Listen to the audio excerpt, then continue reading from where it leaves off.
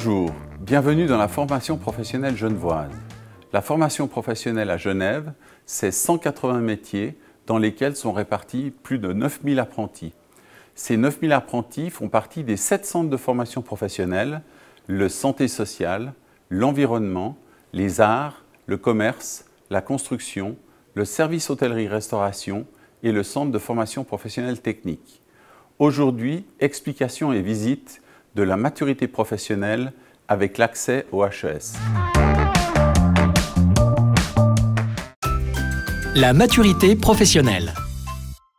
La maturité professionnelle ou MatuPro est une formation de culture générale approfondie. Elle complète le certificat fédéral de capacité obtenu au terme d'un apprentissage de 3 ou 4 ans. Ces 2 titres permettent d'accéder aux études dans une haute école spécialisée.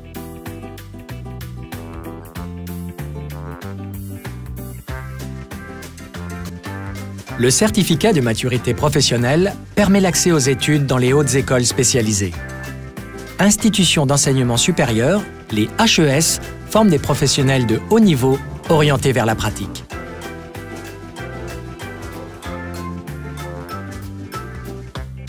Elles délivrent des diplômes de niveau bachelor et master.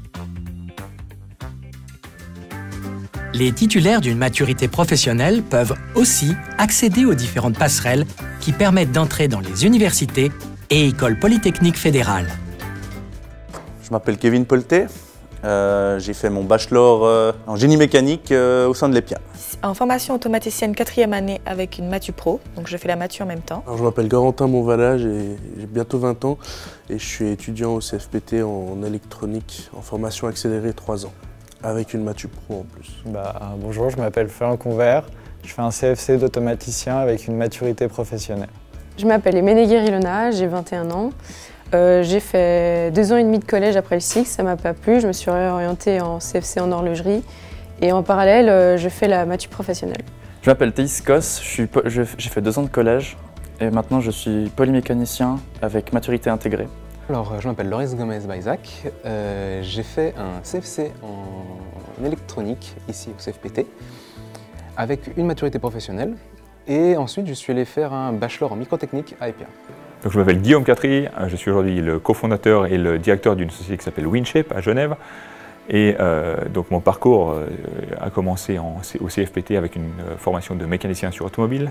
Ensuite, j'ai fait une maturité professionnelle post-CFC, suivie d'une formation d'ingénieur en mécanique en HES. Et ensuite, j'ai eu la chance de pouvoir encore faire un master à l'EPFL et donc de compléter ma formation avec une formation plus théorique. Je trouve que CFC c'est quand même assez important parce qu'il y a tout l'aspect pratique que j'aime beaucoup, où je vois beaucoup de choses. C'est quelque chose, comparé à un collège, que je trouve très important, où vraiment il faut mettre, comme on l'a dit avant, mettre la main dans le cambouis, où vraiment on travaille.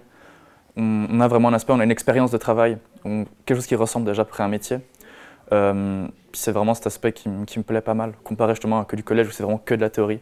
Même si du coup la théorie en polymécanique est très intéressante aussi. Moi je sais qu'on m'a toujours dit va au collège, va au collège, va au collège, le CFC c'est n'importe quoi, machin. Et finalement je suis là et ça me plaît beaucoup plus que le collège. Donc n'hésite pas à venir te renseigner, fais des stages, viens voir l'école même, tu débarques, c'est ouvert, tu as le droit de rentrer. Viens regarder, demande si tu peux aller voir un atelier, juste fais-toi plaisir et puis va là où tu as envie d'aller et pas là où les gens te disent d'aller.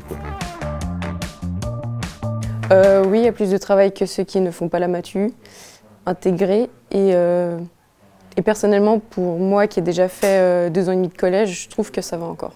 Ouais, c'est sûr que c'est pas tous les jours facile sur les bancs d'école. Moi, typiquement, j'étais pas quelqu'un de scolaire. En tout cas, quand j'étais en apprentissage, j'étais assez dissipé, j'aimais bien rigoler, etc. Et puis j'ai dû un petit peu changer de mentalité quand je me suis motivé à faire cette matu. Et en fait, c'est de la motivation personnelle, j'ai envie de dire, mais j'avais pas de but précis, je savais pas exactement où je voulais aller, et puis j'y allais étape par étape, un bachelor, ensuite un master, etc. Mais vraiment étape par étape.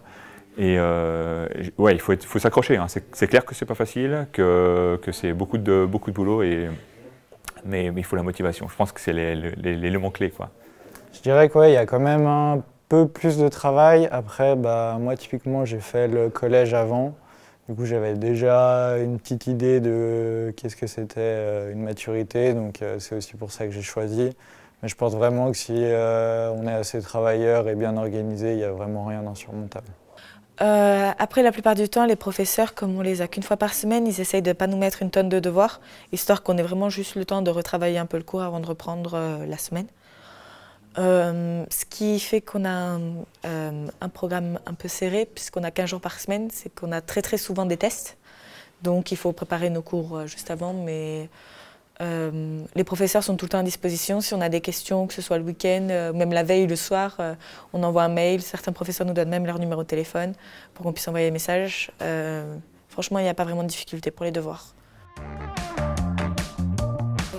C'est ça? Oui. Toi qui as fait le PFL, même si tu as fait la passerelle, t'as pas eu de gros problèmes à t'adapter? Alors si. Non, concrètement, moi je suis allé pas par pas, donc j'avais pas vraiment de plan de route. J'ai fait mon cursus au cycle, et puis ensuite j'avais vraiment envie de faire un apprentissage, donc j'ai fait ce que je voulais.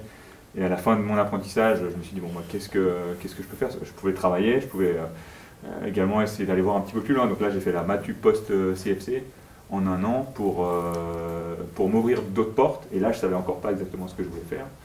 Et à la fin de cette Matu, j'ai fait mon entrée à la HES de Neuchâtel. Et j'étais toujours passionné pour l'automobile au début. Puis finalement, dans les 3 années de mon bachelor, j'ai appris plein de choses sur l'ingénierie. En fait, ça m'a ouvert un petit peu les yeux sur tout ce qui était possible. Et encore une fois, à la fin de ces 3 ans de bachelor, j'ai eu la possibilité de faire une passerelle supplémentaire pour rejoindre là le PFL en master. Donc ça, c'est un petit peu pour montrer tout ce qui est possible de faire à partir d'un CFC. On peut vraiment aller partout grâce au système de passerelle qu'on a en Suisse. On a vraiment cette chance-là, je pense.